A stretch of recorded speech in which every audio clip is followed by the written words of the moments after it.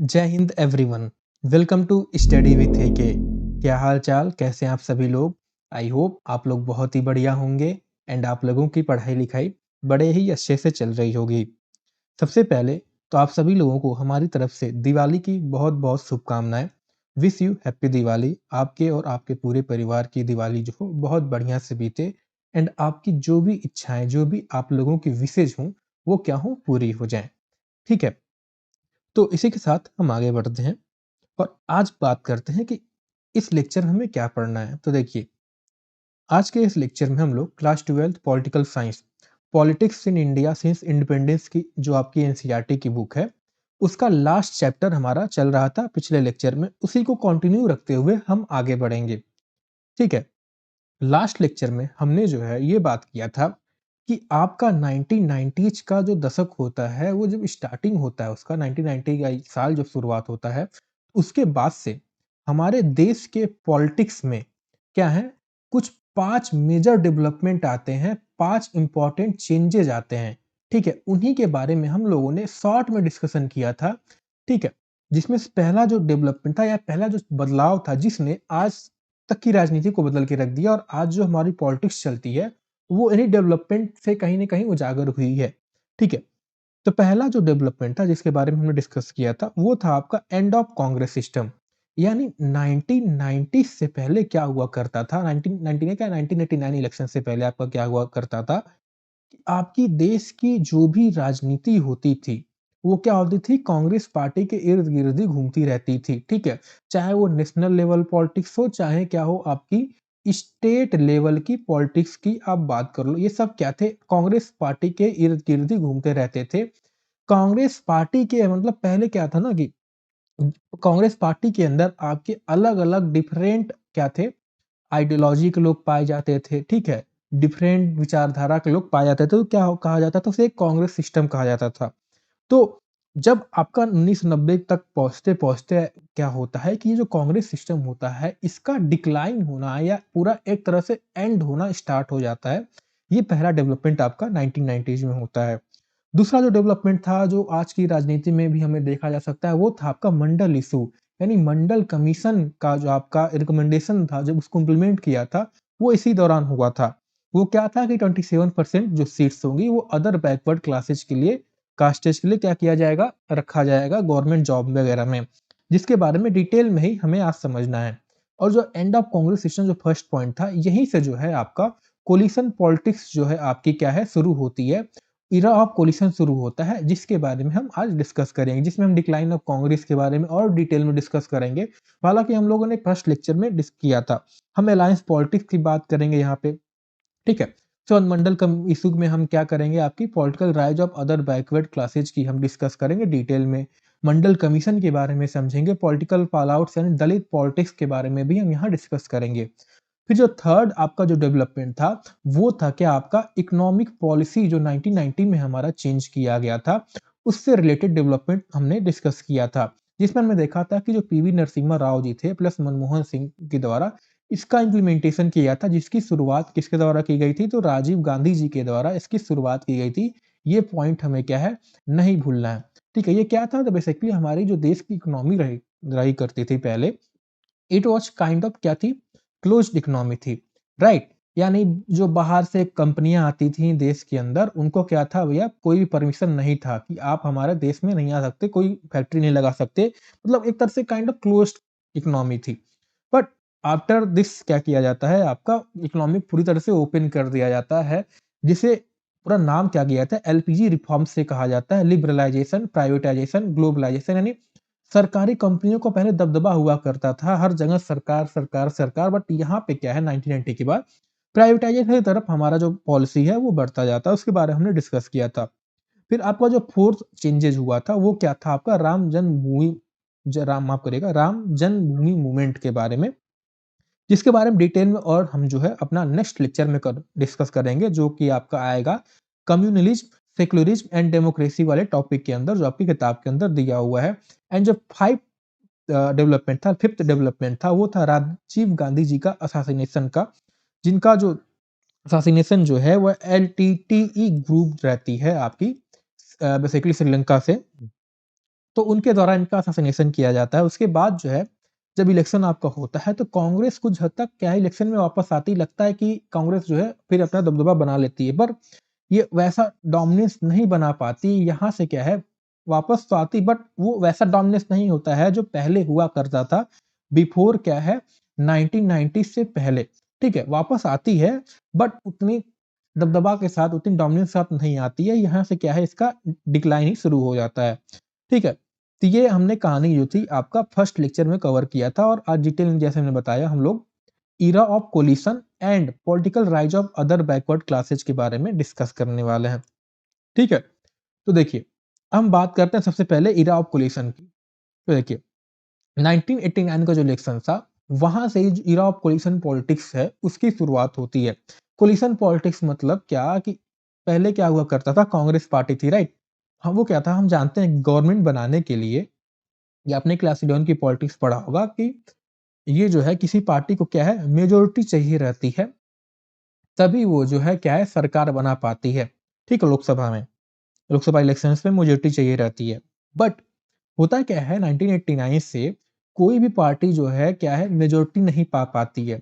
अब जब मेजोरिटी नहीं पा पाती है तो इस केस में क्या होता है कि कई अलग-अलग पार्टियां जो हैं वो एक साथ मिल के क्या करती हैं, अपनी मेजोरिटी दिखाने का प्रयास करती हैं और सरकार बनाती हैं। तो ये जो कोलिशन वाली पॉलिटिक्स है, एक साथ मिलजुल के जो सरकार बनाने वाली राजनीति है, इसी की शुरुआत जो है 1989 के इलेक्शन से शुरू होता है। ठीक है, तो जैसे मैंने बताया since India independence Congress party जो थी, मतलब it has always formed central government, या तो एलॉन या मेन कंट्रोलिंग फोर्स रहती थी किसी अलायंस के अंदर। बट 1989 में कोई भी सिंगल पार्टी को जो है मेजोरिटी नहीं मिलती है। ठीक है, पहली बार होता है फर्स्ट टाइम इन डिकेड्स। ठीक है, दो कांग्रेस भले आपकी लार्जेस्ट पार्टी होती है लोकसभा में, बट उसके पास भी क्या है क्लियर मेजोरिटी नहीं होती है। तो इस वजह से कांग्रेस पार्टी का यह फैसला रहता है कि हम जो है अपोजिशन में बैठेंगे।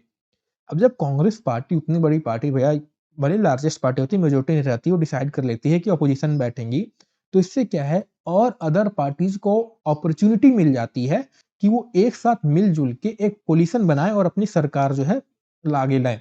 ठीक है, इसी अपॉर्चुनिटी का फायदा उठाते हुए एक नया ग्रुप जिसे नेशनल फ्रंट नाम दिया गया, जिसके लीडर वीपी सिंह जी होते हैं, वो आगे आती है ग्रुप, और वो क्या करती है सरकार बनाने का दावा पेश करती है।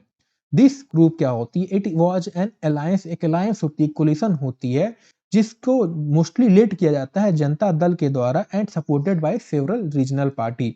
यानी यहाँ से आपकी रीजनल पार्टीज, रीजनल पॉलिटिक्स भी जो है अपना नेशनल लेवल पे क्या है डोमिनेंस क्या है दिखाना शुरू कर रही थी, इनका राइज होना स्टार्ट हो जाता है। ठीक है, कोलिशन पॉलिटिक्स तो राइट आपकी स्टार्ट होती है, बट रीजनल पार्टी जो होती है उनकी भी अब आवाज जो है एक मतलब नेशनल पॉलिटिक्स जो आपकी होती है, राजनीति होती है, उसमें भी इनकी अब दबदबा होना स्टार्ट हो जाता है। ठीक है, बट होता क्या है कि नेशनल फ्रंट जो है उसके पास भी क्या है अभी भी इतनी इनफ सीट नहीं होती है कि वो इंडिपेंडेंटली क्या हो गवर्न कर पाए। ठीक है, सो स्ट्रेंथ पाने के लिए मेजोरिटी तो आपको चाहिए, आप कहीं से लाओ। तो स्ट्रेंथ पाने के लिए नेशनल फ्रंट क्या करती है, वो आउटसाइड सपोर्ट, यानी अभी मैं समझाता हूँ इसका मतलब क्या हुआ। दो मतलब कैसे लीजिए, दो अलग ग्रुप से क्या है सपोर्ट मांगती है। पहली रहती है बीजेपी और दूसरी तरफ रहती है लेफ्ट फ्रंट। दोनों क्या है, दोनों की आइडियोलॉजी डिफरेंट होती है। ठीक है, इतना तो आई थिंक आपको पता होगा।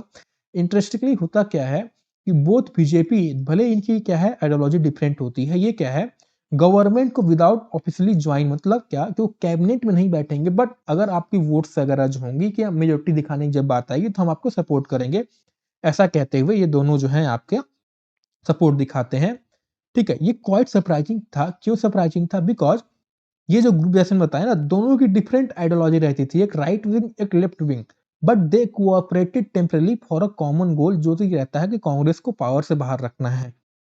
ठीक, ये बात समझ में आई। तो इस सपोर्ट के आधार पर नेशनल फ्रंट जो है वो सरकार बनाती है, शोइंग दैट कोलिशन पॉलिटिक्स जो है भारत के अंदर आ चुकी है। ठीक है, इस पीरियड से जो है it marked a shift from the old system, जहां पे एक सिंगल पार्टी जैसे कांग्रेस डोमिनेट करती है, टू अ न्यू सिस्टम जहां पे अलायंसेज, नेगोशिएशन एंड कंप्रोमाइजेस जो है become essential form to run a government, मतलब essential to form and run a government. ठीक है, दस यहाँ से 1989 के इलेक्शन से era of multi party system शुरू होता है। लेकिन इसका मतलब ये नहीं कि मल्टी पार्टी सिस्टम देखिए कि आपका पहले नहीं हुआ करता था। To be sure a large number of political parties जो हैं वो हमारे देश में हमने पिछले अपने चैप्टर्स में भी डिस्कस किया था कि अ large number of political parties जो थी वो इलेक्शन में खड़ी होती थी। ठीक है, ऐसा नहीं था कि कांग्रेस अगर चुनाव जीतती थी पहले तो केवल एक ही दो पार्टी उसमें लड़ती थी, बहुत ज्यादा पार्टी लड़ती थी, बट कांग्रेस का डोमिनेंस रहा करता था, इस वजह से ये दब गई थी। ठीक है, बट जो मेन इरा है पॉलिटिकल मल्टी पार्टी सिस्टम का वो आपका 1990 से शुरू होता है। ठीक है, our parliament had representative from several political parties. 1989 के बाद ये होता है the emergence of several party इस वे में होता है दैट वन और two parties did not get most of the vote और सीट। यानी पहले क्या होता था, पार्टी आपकी रहती थी बट एक ही दो पार्टी को मोस्ट ऑफ द सीट्स मिल जाती, तो जो आपकी और पार्टी होती थी उनका कोई मतलब नहीं रह जाता था। ठीक है, बट 1989 के बाद ऐसा नहीं होता है। No single party secure clear majority and ये जो है इलेक्शन, और अभी तक मतलब 1989 से 2014 तक कोई भी पार्टी को क्या है मेजोरिटी नहीं मिलती है। वो बाद में जब आपके 2014 में और 19 में आपकी बीजेपी आती है तो उसको मेजोरिटी मिलती है। यानी 1989 के बाद से 2014 में जब बीजेपी आती है, सरकार बनती है, तब उसको जाके क्लियर मेजोरिटी मिलती है। यानी उसके बीच में किसी भी पार्टी को उतने साल तक कोई भी मेजोरिटी नहीं मिलती है। ठीक है, और वो भी 2024 में क्या है, बीजेपी अगेन अपनी ठीक है सरकार तो बना ली बट मेजोरिटी जो उसकी रहती है वो गवा बैठी है। ठीक है, अब हम आगे बढ़ते हैं और अलायंस पॉलिटिक्स की ही इसी चर्चाओं को और आगे बढ़ाते हैं। ठीक है, आपको जो 90 का दशक था it also saw the emergence of powerful parties. इस इरा में जो है आपकी कई पावरफुल पार्टीज का इमरजेंस भी होता है और मूवमेंट्स होता है जो कि बेसिकली दलित एंड ओबीसी के इंटरेस्ट को क्या है बढ़ावा देती हैं, दिखाती हैं। ठीक है, मैनी ऑफ दिस पार्टी जो है ये रीजनल एस्पायरेशन का भी आवाज बनने का काम करती हैं। ठीक है, इसका एक मेजर एग्जांपल है इस अलायंस पॉलिटिक्स का, वो है आपकी यूनाइटेड फ्रंट गवर्नमेंट जो कि फॉर्म होती है 1996 में। ठीक है, यानी एक तो नेशनल फ्रंट आपकी हो गई, ग्रुप ये हमने पढ़ा, वो क्या है कब फॉर्म होती है 1989 में। ठीक, और ये जो यूनाइटेड फ्रंट ये क्या है 1996 में क्या है फॉर्म होती है। यहाँ हमें ध्यान देना है क्योंकि यहाँ से आपका क्वेश्चन मैंने सीयूटी का पेपर जब देखा, कुछ आपने क्या बोलते हैं एक दो डेमो भी लगाए, तो उसमें क्या है आपका क्वेश्चन दिया हुआ था, पूछा था कि नेशनल कब आई एंड यूनाइटेड फ्रंट गवर्नमेंट कब आई। ठीक है, तो हमें ईयर याद रखना है। ठीक है, तो यूनाइटेड फ्रंट जो थी it was also collision of Janata Dal. ठीक है, यूनाइटेड फ्रंट भी आपकी जनता दल की कोलिशन थी एंड जो नेशनल फ्रंट भी थी इट वाज आल्सो, मैं दिखा देता हूं आपको। ठीक है, नेशनल फ्रंट भी जो थी it was also collision of Janata Dal जो कि वीपी सिंह जी के द्वारा चलाई जा रही थी। ठीक है, यानी क्या थी, एक मिनट। हम्म, यानी ये जो थी it was similar to national front government of 1989, but difference क्या होता है वो अभी हम आगे देखते हैं। हाउएवर इस टाइम क्या होता है, सिचुएशन बहुत डिफरेंट होती है। इस टाइम बीजेपी जो है इस यूनाइटेड फ्रंट गवर्नमेंट को सपोर्ट नहीं करती, इंस्टेड इस बार जो है वो कांग्रेस पार्टी के द्वारा सपोर्ट किया जाता है। यानी इससे हमें पता चलता है कि पॉलिटिकल अलायंसेज जो है उस टाइम में आके कितनी तेजी से बदल रही थी। इन 1989 बोथ लेफ्ट एंड बीजेपी जो थी वो नेशनल फ्रंट गवर्नमेंट को सपोर्ट करती है। क्यों? क्योंकि वो कांग्रेस को पावर से बाहर रखना चाहती है। बट 1996 में ही जस्ट आफ्टर 7 इयर्स सिचुएशन जो है पूरी तरह से रिवर्स्ड हो जाता है। अब क्या है, कांग्रेस एंड लेफ्ट जो है सपोर्ट करते हैं यूनाइटेड फ्रंट गवर्नमेंट के, क्योंकि वो बीजेपी को पावर से बाहर रखना चाहते हैं। This shifting alliances रिवेल how unstable and uncertain political equations had become in this period। ठीक है, मीनवाइल आपकी जो बीजेपी रहती है वो धीरे धीरे जो है क्या है वो स्ट्रांग बनती जाती है, वो स्लोली ग्रोइंग स्ट्रॉन्गर। 1991 के इलेक्शन में भी वो बेहतर परफॉर्म करती है, 1996 इलेक्शन एंड बाय 1996 ठीक है इट हैड इमर्ज्ड, और क्या होता है 1996 तक ये जो है it had emerged as a single largest party in the Lok Sabha. यानी 1991 में इलेक्शन में तो बेहतर परफॉर्म करती है और 1996 में जो है वो एक लार्जेस्ट सिंगल पार्टी जो है लोकसभा इलेक्शन में इमर्ज होती है। ठीक है, तो भले ही बताया ना मेजोरिटी आपको 1989 से लेकर के 2014 तक कोई पार्टी को नहीं मिलती है, तो यानी कोलिशन पार्टी से आपकी पार्टी की सरकार बनाती। तो क्योंकि बीजेपी को सबसे ज्यादा लार्जेस्ट मिलता है, भले ही मेजोरिटी नहीं मिलती, तो प्रेसिडेंट जो है वो जनरली बीजेपी को क्या करते हैं, इनवाइट करते हैं कि आप आइए सरकार बनाइए, एंड सरकार बनाने के लिए अटल बिहारी वाजपेयी जो है वो प्रधानमंत्री बनते हैं। हाउएवर ये जो सरकार होती है इसको और पार्टी से जो है सपोर्ट, देखिए होता क्या है कि हमने देखा जब मेजोरिटी नहीं मिलती है, प्रेसिडेंट जो है एक पार्टी को इनवाइट करते हैं, राइट? इनवाइट करके कहते हैं कि आप सरकार बनाइए और इतने पर्टिकुलर दिन के अंदर आप जो है मेजोरिटी प्रूव करें। तो जब सरकार तो बन जाती, बट जब मेजोरिटी प्रूव करने की बात आती है तो बीजेपी जो है वो मेजोरिटी नहीं प्रूव कर पाती है, तो इनकी जो सरकार है वो 1996 में जो बनती है वो 13 दिन के लिए ही बन पाती है। 13 दिन बाद सरकार जो है गिर जाती है, ठीक है? आफ्टर फिर क्या होता है, आफ्टर फ्यू मोर इयर्स बात आपकी आगे बढ़ती है, समय आपके आगे बढ़ता है और पॉलिटिकल इंस्टेबिलिटी, बीजेपी जो है फाइनली 2 साल बाद आपकी अगेन पावर में आती है, लीडिंग अ ब्रॉड अलायंस जिसे एनडीए यानी नेशनल डेमोक्रेटिक अलायंस के नाम दिया गया है। वाजपेयी जी एक बार फिर से प्रधानमंत्री बनते हैं, ऑल्दो जो आपकी फर्स्ट एनडीए गवर्नमेंट होती है वो 1998 से वो भी क्या होती है, शॉर्ट लिव्ड होती है, बिकॉज इस टाइम जो आपकी पार्टी होती है एआईएडीएमके वो क्या है अपनी सपोर्ट हटा देती है। बट फिर से क्या होता है 1999 में आपकी बीजेपी लेड अलायंस जो है वो जीत जाती है, एंड इस टाइम बीजेपी जो है अपनी फुल टेन्योर जो है कंप्लीट करते हैं, यानी बीजेपी जो है 1996 में आती है पावर में, 13 दिन की सरकार बनती है इनकी, यहाँ पे अगेन हट जाती है। फिर आपकी जो है एनडीए का अलायंस का फॉर्मेशन होता है, इसमें बीजेपी, एएमडीए, एआईएडीएमके भी रहती है, बट ये जो है सरकार इनकी बनती है 1998 में, बट ये 1998 में, ठीक है? बट ये जो है एआईएडीएमके अपनी सपोर्ट हटा लेती है, तो सरकार क्या है फिर से आपकी गिर जाती है। बट अगेन 1999 में क्या होती है, बीजेपी लेड अलायंस जो है फिर से जीतती है। अब इस बार क्या है, मेजोरिटी प्रूव करके पूरा फुल टेन्योर जो है अपना कंप्लीट करती है। ये एक हिस्टोरिक अचीवमेंट था जो 5 ईयर टेन्योर कंप्लीट करती। क्यों? क्योंकि ये पहली बार हो रहा था कि कोई नॉन कांग्रेस कोलिशन गवर्नमेंट जो है अपनी फुल टेन्योर क्या है कंप्लीट करती है in office, proving that coalition government भी स्टेबल हो सकती है एंड भारत की डेमोक्रेसी में सक्सेसफुल बन सकती है, ठीक है?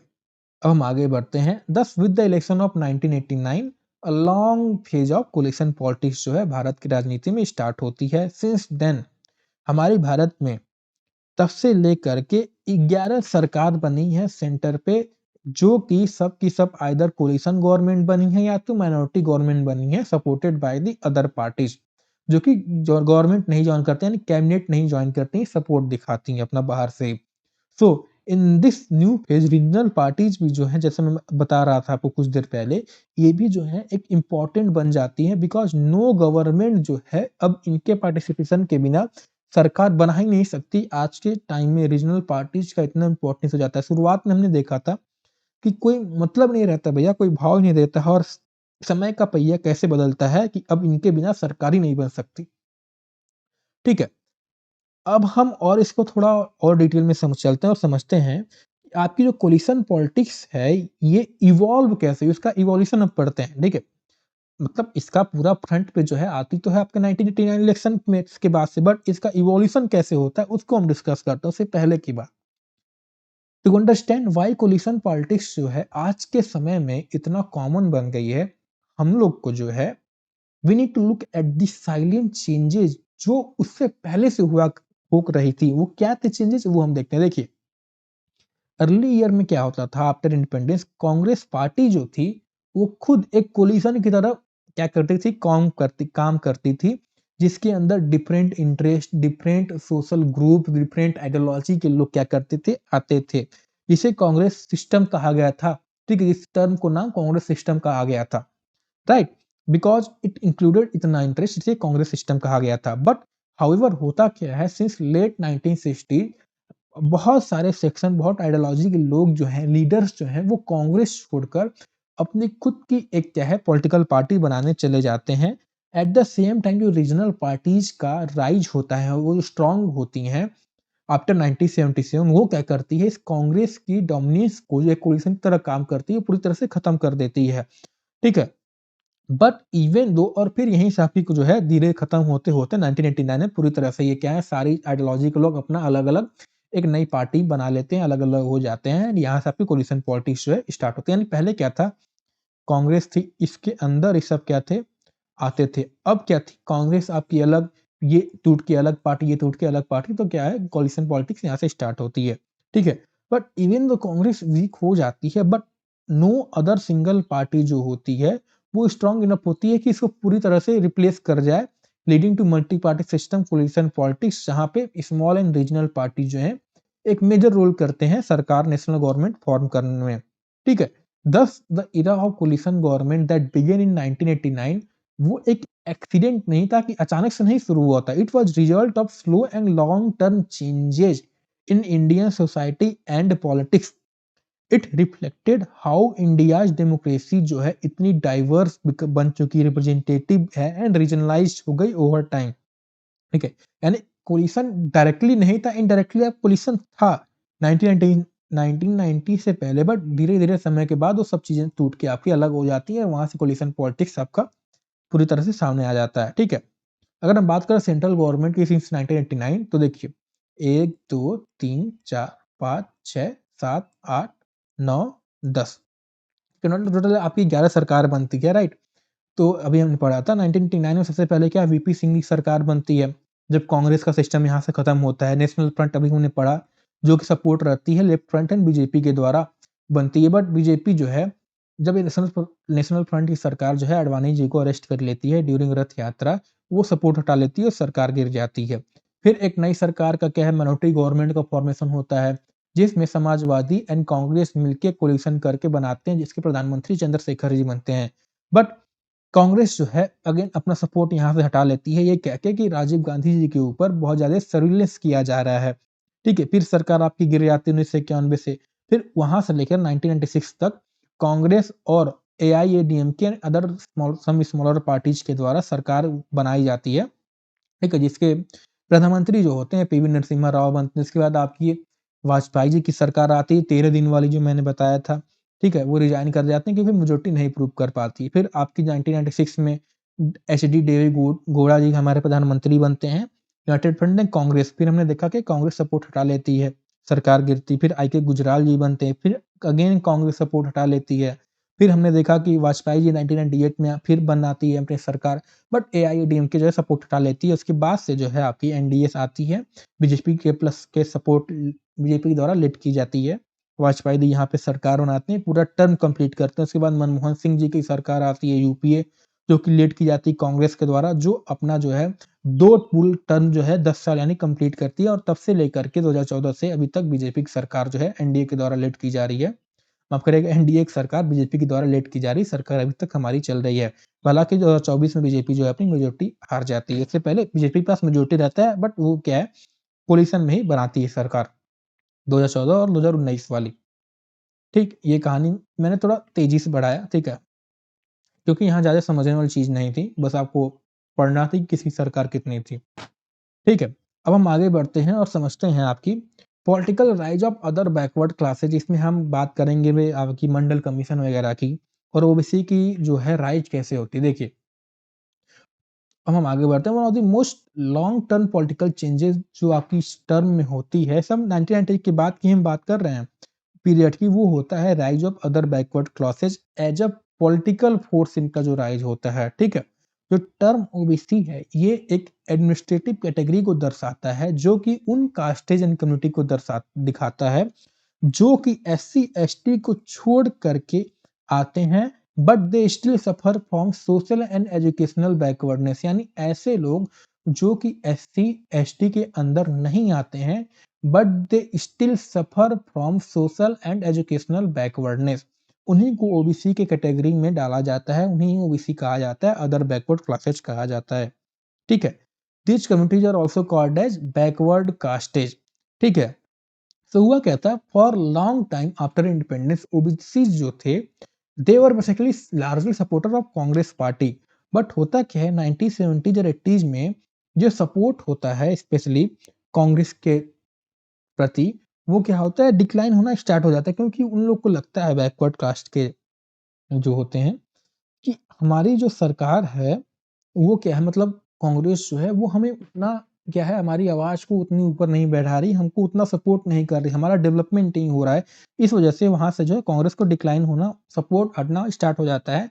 एंड ये सपोर्ट जो है this created space for non Congress party कि हम अपना सपोर्ट क्या करें, ड्रू करें। ठीक, इसी में जो है जनता पार्टी का राइज होता है। Rise of this parties first found political expression at the national level in the form of Janata party government in 1977। Janata party जो होती है, it was collision of many smaller party, जो कि आती हैं आपकी इमरजेंसी के बाद कांग्रेस को अपोज करने के लिए। ठीक है, several of its members such as Bharatiya Kranti दल चरण सिंह के द्वारा लीड की जाती है। संयुक्त सोशलिस्ट पार्टी, इनकी जो है स्ट्रॉन्ग रूरल बेस होती है एंड डीप सपोर्ट होती है एमंग ओबीसी कम्युनिटी, यानी पहले लोग जो थे कांग्रेस के प्रति सबका सपोर्ट था। ठीक है, हमें कहीं जाना नहीं है, बट कांग्रेस जब इन्हें लगता है कि कांग्रेस जो है हमें तो सपोर्ट नहीं कर रही है, मतलब हमारा डेवलपमेंट की ना बात कर रही है ना कुछ कर रही है हमारी कम्युनिटी की, तो वो ये क्या है, इनका ध्यान इधर से हटता है और सेवुलर जो पॉलिटिक्स पार्टी और काम कर रही होती है ना, इनके तरफ इनका ध्यान होना शुरू कर देता है और इसी को लेकर के इनकी आवाज जो है पहली सरकार एक तरह से कह सकते हैं जो बनती है, वो जनता पार्टी गवर्नमेंट के द्वारा बनती है, जो कि कोलिशन गवर्नमेंट होती है। राइट, अब हम बात करते हैं डिटेल में मंडल कमीशन क्या है, उसके बाद हम आगे बढ़ेंगे। तो देखिए, मंडल कमीशन जो था, it was a major step in political rise of the OBC. ठीक है, वाइल रिजर्वेशन फॉर ओबीसी जो था साउथर्न स्टेट्स ऑफ इंडिया में एग्जिस्ट करता था 1960s में, बट ऐसी पॉलिसीज जो थी हमारे नॉर्दर्न पार्ट में भारत के नहीं देखी जाती थी। So it was during the tenure of Janata party government, जो कि इमरजेंसी के बाद वाली सरकार आपकी बनती है, वो क्या है, इनकी रिजर्वेशन की डिमांड करती है for backward castes in north India and पूरे नेशनल लेवल पे इनकी डिमांड जो है पूरी तरह से मतलब रेस्ट की जाती है। उस समय कर्पूरी ठाकुर जो थे सीएम ऑफ बिहार, वो इस डायरेक्शन में पहले पायनियर होते हैं, यानी पहली आवाज इनकी उठती है। उनकी सरकार जो है वो बिहार के अंदर न्यू पॉलिसी लाती है, रिजर्वेशन फॉर ओबीसी। ठीक है, इसी को देखते हुए सेंट्रल गवर्नमेंट भी जो है एक कमीशन का गठन करती है 1978 में, to look into and recommends की बैकवर्ड कास्टेज बैकवर्ड क्लासेज लोगों की स्थिति को कैसे सुधारा जा सके। ठीक है, जो कमीशन थी, it was second commission since independence. So इसे officially second backward classes commission भी कहा जाता है, यानी मंडल कमीशन हो गया एंड इसे सेकंड बैकवर्ड क्लासेज कमीशन भी कहा जाता है। हाउएवर इसे पॉपुलरली मंडल कमीशन के नाम से जाना जाता है, जो कि इसके चेयरपर्सन जो थे बिंदेश्वरी प्रसाद मंडल, उनके नाम पे रखा गया है। ठीक है, तो यहाँ पे सवाल एक और बनता है, क्वेश्चन भी पूछ सकता है कि अगर सेकंड ये थी, सेकंड बैकवर्ड क्लासेज कमीशन ये थी मंडल कमीशन, तो फर्स्ट बैकवर्ड क्लासेज कमीशन कौन सी थी? ये आपके एनसीईआरटी के अंदर नहीं देखा, मैंने सोचा आपको ऐड कर देता हूँ। मे बी आपका 12th और सीयूटी के एग्जाम में तो क्वेश्चन ना पूछे, बट अगर आप कॉम्पिटिटिव एग्जाम की प्रिपरेशन कर रहे हो तो वहां ये पूछ सकता है। तो पहली कमीशन जो थी फर्स्ट बैकवर्ड क्लासेज कमीशन, वो थी आपकी काका कालेकर कमीशन 1953 में, जो नेहरू जी के द्वारा बनाई जाती है, उनके अंडर में बनाई जाती है। ठीक है, अब हम आते हैं अपना अगेन मंडल कमीशन के ऊपर। तो मंडल कमीशन को सेटअप किया जाता है कि वो जो है हमारी सोसाइटी में जो डिफरेंट सेक्शन पाए जाते हैं उनके अंदर, मतलब उनके में एक्सटेंट ऑफ एजुकेशन कितना है, कितने वो एजुकेशन में आगे हैं, कितने सोशल बैकवर्डनेस हैं, इस सब चीज़ों के बारे में। उसका मेन गोल ये था कि रिकमेंड ऐसा वे रिकमेंड किया जाए कि इन बैकवर्ड क्लासेज को जो है पहचाना जा सके, इनको आइडेंटिफाई किया जाए एंड इनकी परिस्थिति को, जो इनकी स्थिति थी सोशली, जो ये चैलेंज थे, इकोनॉमिक डिसएडवांटेज जो इनके ऊपर था, इसको रिड्यूस किया जा सके, इसको इम्प्रूव किया जा सके। ठीक है, तो इसको करते-करते जो आपकी मंडल कमीशन है, वो फॉर्मेशन कब होता है आपका? तो मंडल कमीशन का जो फॉर्मेशन है, वो कब होता है? वो आपकी होती है 1977 मतलब के दौरान होती है। ठीक है, तो जब मंडल कमीशन का माफ करिए 1978 में होती है। ठीक है, तो इस कमीशन को अपना रिसर्च वगैरह करने करने में भाई टाइम लगता है, पूरी देश की बात होती है। नेशनल लेवल पे जब इतनी बड़ी काम होती है, वो भी उस टाइम की हम बात कर रहे हैं, तो ये जो है अपनी 1980 में रिपोर्ट अपना जो है रिकमेंडेशन लाती है। बट उस टाइम क्या होता है, जनता गवर्नमेंट जो कि इस कमीशन को रखती है, वो क्या उसकी सरकार गिर जाती है, तो वहाँ पे इसके ऊपर कोई काम नहीं किया जाता है। ठीक है, द कमीशन, ठीक है, फिर बाद में आपका 1990 में फिर अगेन जब सरकार आती है, वो इसके ऊपर काम करती है। राइट, तो जो कमीशन जो है, it made some important clarification. It stated that backward classes should be understood as backward castes because many castes outside the SCs were still considered low in traditional caste hierarchy and suffered from social and educational disadvantage। यानी commission का ये कहना है जो backward classes हैं इन्हें backward कास्टेज कहना चाहिए। क्यों कहना चाहिए? क्योंकि आज भी उस समय, मतलब उस समय की बात है, कि उस समय भी हमारे देश के अंदर कुछ ऐसी कास्टेज थी, एससीज को छोड़ के, एसटीज को छोड़कर, जिनको ट्रेडिशनल कास्ट हायरार्की में लो समझा जाता था, उन्हें सोशली डिसएडवांटेज के रूप में देखा जाता था, ठीक है। तो उन्होंने ऐसा रिकमेंडेशन किया। उन्होंने सर्वे भी कमीशन ने सर्वे भी अपना किया एंड फाउंड दैट कि बैकवर्ड कास्टेज जो थी, they had a very low presence in educational institution and government की आपकी जो जॉब होती थी। इससे ये कंफर्म हो रहा था कि जो कम्युनिटीज थी, इनको फेयर एक्सेस नहीं मिल रहा था टू अपॉर्चुनिटीज जो कि और लोगों को मिल रहा था। इट देयरफॉर रिकमेंड करती है कि इन कास्टेज के लिए, ओबीसी के लिए जो है, एजुकेशनल इंस्टीट्यूशन और गवर्नमेंट जॉब में 27% जो है रिजर्वेशन का रिकमेंडेशन देती है।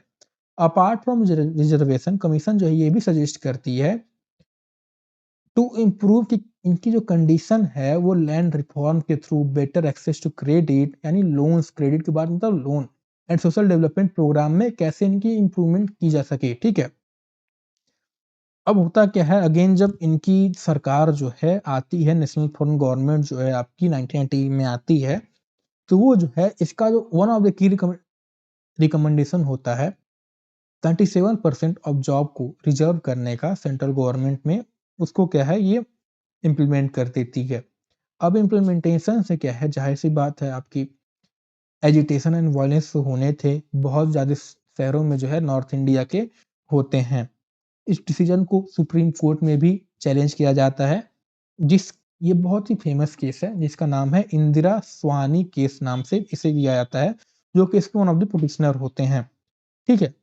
इस केस के बारे में अभी हम यहाँ डिस्कस नहीं करेंगे, ठीक है, क्योंकि अभी जो है मैं एनसीईआरटी पढ़ रहे हैं, बेसिक पढ़ रहे हैं, जो कुछ इंपॉर्टेंट चीज़ें थी वो मैंने आपको यहाँ पे डाल दिया, बट इसके बारे में, केस के बारे में हम जब और डिटेल में डिस्कस करेंगे, ग्रेजुएशन लेवल की पॉलिटिकल साइंस पढ़ेंगे तो वहाँ पे हम डिस्कस करेंगे इसके बारे में, ठीक है। सो द केस एग्जामिन्ड, ये एग्जामिन करती है whether reservation for OBC in government jobs were constitutional और फेयर। मतलब ये कहा गया कि जो रिजर्वेशन लाया जा रहा है, क्या ये कॉन्स्टिट्यूशन के हिसाब से ये फेयर है कि नहीं। फाइनली नवंबर 1992 में सुप्रीम कोर्ट कहती है कि ये जो चीज़ है ये कॉन्स्टिट्यूशनल बहुत ही फेयर है, गवर्नमेंट डिसीजन को कंफर्म करती है, सही मानती है, और इसको क्या है अपना परमिशन दे देती है। Although there were differences among political party, जो समय डिफरेंसेज होते हैं कि हाउ पॉलिसी को इम्प्लीमेंट कैसे किया जाए, बट लेटर टाइम में क्या है, ऑल मेजर पॉलिटिकल पार्टी इसको सपोर्ट ही कर लेती हैं, ठीक है। अब हम समझते हैं एक इंपॉर्टेंट पॉइंट और है कि इस मंडल इम्प्लीमेंटेशन का हमारे देश की राजनीति पे क्या प्रभाव पड़ता है, political impact of Mandal implementation. तो देखिए, the implementation of Mandal Commission recommendation in the early 1990s had a profound impact on Indian politics, especially for the OBC. Even before 1980, Janata Dal जो थी वो ऑलरेडी एक कम्बिनेशन क्या थी आगे ला चुकी थी, जिसके अंदर ओबीसी का हमने अभी देखा सपोर्ट था, ठीक है। तो जब आपकी नेशनल फ्रंट गवर्नमेंट इस डिसीजन को इम्प्लीमेंट करने का, मंडल रिकमेंडेशन को करती है, तो इससे क्या है, ये जो ट्रेंड होता है ये और क्या है फर्दर स्ट्रांग हो जाता है। So the intense national debate over OBC reservation in job and education, ये लोगों को अपनी जो आइडेंटिटी होती है उसके प्रति और अवेयर कर देता है। दस ये अवेयर तो करता है, दस ये जो इस ग्रुप को, ओबीसी को, जो कास्ट की राजनीति हम कहते हैं, इसको पॉलिटिक्स के अंदर लाना चाहते हैं, उनको भी क्या है मोबिलाइज करने में ये हेल्प करती है। So as a result, this period saw the emergence of many parties that sought better opportunities for OBCs in education and employment, and also raised the question of share of power enjoyed by the OBCs. ठीक है, इनका ये argue कहना था कि OBC जो हैं ये हमारे देश की सोसाइटी में बहुत बड़ा सेगमेंट है। इस वजह से it was democratic and fair, इनको जो है एडुकेट रिप्रेजेंटेशन एंड एडमिनिस्ट्रेशन जो हो मिलना चाहिए, एडमिनिस्ट्रेशन के अंदर एंड एजुकेशन वगैरह चीज़ों के अंदर। इन शॉर्ट, मंडल इम्प्लीमेंटेशन जो है केवल इनको क्या है, not only expanded social and educational opportunities को प्रोवाइड करने का नहीं काम करती है, ये जो है इनकी पावरफुल पॉलिटिकल फोर्स को भी क्या है ट्रांसफॉर्म करने में, नेशनल और रीजनल पॉलिटिक्स को रिशेप करने में भी मदद करती है, ठीक है। तो कल को आपको कहीं क्वेश्चन पूछ ले कि what were the impact of Mandal commission, या मंडल का जो रिकमेंडेशन आया था उसका इम्पैक्ट क्या था, उसके इम्प्लीमेंटेशन का इम्पैक्ट क्या था, तो आप ये सब जवाब अपने आंसर में लिख सकते हैं, राइट। तो हम आगे बढ़ते हैं और समझते हैं आज के क्लास के लास्ट टॉपिक जो है पॉलिटिकल फॉलआउट यानी राइज ऑफ दलित पॉलिटिक्स। तो देखिए, अलोंग साइड ओबीसी की जो पॉलिटिक्स चल रही थी 1918 में, उनका जो राइज होता है, ये जो पूरा आपका पीरियड होता है, यहाँ पे दलित की पॉलिटिक्स जो होती है उसका भी राइज देखा जाता है। 1978 में आपकी एक क्या है फेडरेशन का फॉर्मेशन किया जाता है जिसका नाम होता है backward and minority communities employees federation, BMCEF। इसका फॉर्म किया जाता है। ये जो है एक इट वाज नॉट लाइक एक ऑर्डिनरी ट्रेड यूनियन नहीं रहती है, बल्कि ये जो है स्ट्रॉन्ग पॉलिटिकल स्टैंड लेती है, जो कि क्या करती है, एडवोकेट करती है for powerful politics of Bahujan, SC ST OBC और उनकी रिलीजियस माइनॉरिटी होती हैं, उनकी रिप्रेजेंटेशन करने का ये काम करती है, अगर सिंपल आवाज में कहें तो या भाषा में कहें तो, ठीक है। It was out of this that आपकी दलित शोषित समाज संघर्ष समिति and later Bahujan Samaj party जो है इमर्ज करती है, यहीं से आपकी इमर्ज करती है under the leadership of Kanshiram ji के लीडरशिप के अंदर, ठीक है। यानी बीएसपी जो है इनिशियली तो स्टार्ट होती है एज ए स्मॉल पार्टी, जो कि दलित वोटर के द्वारा ही क्या है सपोर्ट की जाती है, स्पेशली पंजाब, हरियाणा एंड उत्तर प्रदेश में। बट 1989 एंड 1991 में इसको जो है उत्तर प्रदेश में बहुत बड़ा ब्रेक थ्रू मिलता है। फॉर द फर्स्ट टाइम क्या है इंडिपेंडेंट इंडिया में एक ऐसी पार्टी जो है इतनी मतलब सक्सेस मिलती है उसको, जो कि केवल एक दलित वोटर्स के द्वारा ही सपोर्ट की जा रही होती है, ठीक है। काशीराम जी जो होते हैं वो डिजाइन करते हैं बीएसपी को around pragmatic politics. Pragmatic politics क्या होता है? प्रैग्मेटिक पॉलिटिक्स का मतलब ये होता है कि प्रैक्टिकल पॉलिटिक्स, यानी focusing on what works rather than what is ideal, यानी it means taking realistic decision to solve problem और gain power, even it means adjusting. मान लीजिए 2-3 पार्टी हों, इसकी आइडियोलॉजी अलग हो, इसकी आइडियोलॉजी अलग हो, इसकी आइडियोलॉजी अलग हो। अब क्या हो, इलेक्शन हो और किसी को मेजोरिटी ना मिले, ये भले आपकी लार्जेस्ट सिंगल पार्टी हो, और अगर ये दोनों जुड़ जाएं तो इनकी क्या हो, मेजोरिटी बन जाए, बट दोनों की आइडियोलॉजी क्या हो, अलग हो। तो यही प्रैग्मेटिक पॉलिटिक्स यही कहती है कि ये जो पार्टी जो है हम आपस में मिलके क्या करेंगे, भले ही हमारी जो प्रिंसिपल को हम एडजस्ट कर लेंगे, कॉम्प्रोमाइज कर लेंगे, बट पावर गेन करने के लिए हम एक साथ जुट के सरकार बनाएंगे। यही इसी पॉलिटिक्स को जो है काशीराम जी बीएसपी के अंदर लाते हैं, recognising that Bahujan constituted the majority of India population, this numerical strength gave them the potential to become formidable political force, ठीक है। एंड सिंस देन बीएसपी जो है it has emerged as a major political player forming government in Uttar Pradesh more than once, ठीक है। So while its core supported continues to come from Dalit, the party has what expanded its base to include other social group, making it more inclusive, ठीक है। तो ये सब बात आपको यहाँ पर समझ में आई। एट टाइम्स क्या होता है, भले ये जो देखिए आपकी चाहे SC ST की सपोर्टर की जो हो गई या OBC की सपोर्टर्स की हो गई, देखिए दोनों काम क्या है कि जो बैकवर्ड कास्टेज हैं उनको क्या करना, आगे बढ़ावा, उनकी जो वॉइसेज हैं, उनकी जो आवाज है, उनका डेवलपमेंट करना कम्युनिटी का। But this two stream politics जो है एट टाइम ये क्या है, आपस में compete करती आई हैं, even though both aim to increase representation and power for historically marginalised group, ठीक है। तो आज यहीं तक आपका लेक्चर खत्म होता है। एक बहुत प्यारा क्वेश्चन आपने दिया था एनसीईआरटी बुक के अंदर, वो ये था कि एक मैडम रहती हैं, वो अपने मित्र दोस्त से पूछती हैं कि ये जो आपकी बैकवर्ड एंड दलित कम्युनिटीज का लीडर्स हैं, will this benefit leaders of all the backward and Dalit communities, और ये जो आपका मंडल इम्प्लीमेंटेशन हुआ, जो राइज हो रहा था दलित पॉलिटिक्स का, ठीक है, और will the gains be monopolized by some powerful castes and families within these group। यानी इनका क्वेश्चन ये था कि ये जो इतनी चीजें हो रही है, राइज ऑफ दलित पॉलिटिक्स हमने पढ़ा हुई है, जो आपकी ओबीसी की राइज हुई है, क्या ये जो है सबको हेल्प करेगी, कि जो आपकी होती है ना कि ओबीसी के अंदर अंदर के जो पावरफुल कास्टेज हैं उनकी फैमिली को ही केवल हेल्प करके रह जाएगी, ठीक है। इनका जवाब ये कहती है कि रियल पॉइंट ये नहीं है, is not the leader but people, will this lead to better policies and effective, यानी क्या ये जो है जो एक्चुअली में डिप्राइव लोग हैं उनको हेल्प करती है ये जो चीजें हुई, या केवल जो उसके अंदर जिनको जरूरत भी ना हो उस कास्ट के अंदर उनको हेल्प करती है, ठीक है।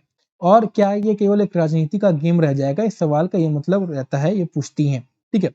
जिसका जवाब आई थिंक मैं नहीं दे पाऊँगा या मैं नहीं सी क्योंकि सबकी विचारधारा देखिए अलग हो सकती है। किसी की थिंकिंग कुछ और हो सकती है, किसी की थिंकिंग कुछ और हो सकती है, ठीक है? इसका जवाब जो है आप खुद सोचिएगा, खुद सोचिए क्योंकि क्वेश्चन जो हैं, ये किसी और को जवाब देने के नहीं, ये क्वेश्चन जो हैं, ये आपको खुद को जवाब देने के लिए बने हुए हैं। खुद सोचिएगा इस पे, खुद जवाब दीजिएगा, खुद अपने दिमाग में रखिएगा इसको, ठीक है?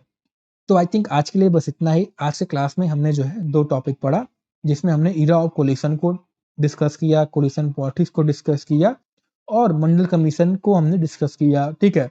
राइज़ ऑफ ओबीसीज एंड दलित एससी-एसटीज़ के बारे में हमने डिस्कस किया, उनकी राजनीति के रिलेटेड हमने डिस्कस किया, ठीक है?